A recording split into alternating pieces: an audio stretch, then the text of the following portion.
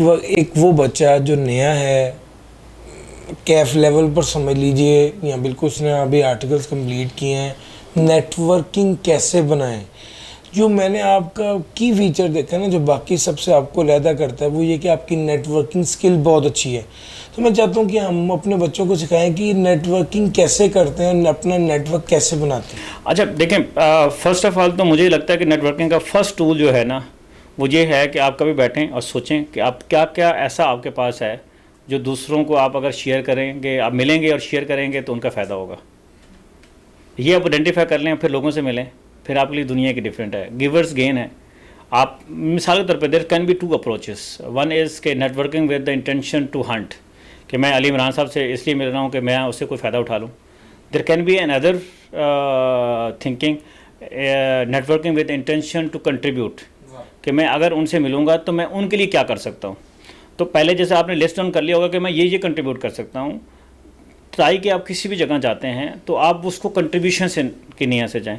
आप जितना कंट्रीब्यूट करते जाएंगे लोग जितना आप कंट्रीब्यूट करते जाएंगे लोग आपके उतना एसोसिएट होना शुरू हो जाएंगे। देखें आप, मैं आपसे पैसे मांगने आता हूं तो आपका बिहेवियर डिफरेंट होगा, मैं आपको पैसे देने आता हूं तो डिफरेंट होगा, एक जिससे एक ऑब्वियस सी बात है।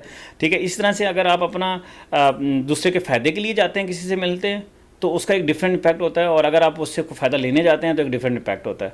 ठीक है, तो आप आइडेंटिफाई करें, लोगों में कंट्रीब्यूशन की नीयत से लोगों से मिलें, बात करें, उससे क्या होगा, लोग आपसे जुड़ना शुरू होंगे।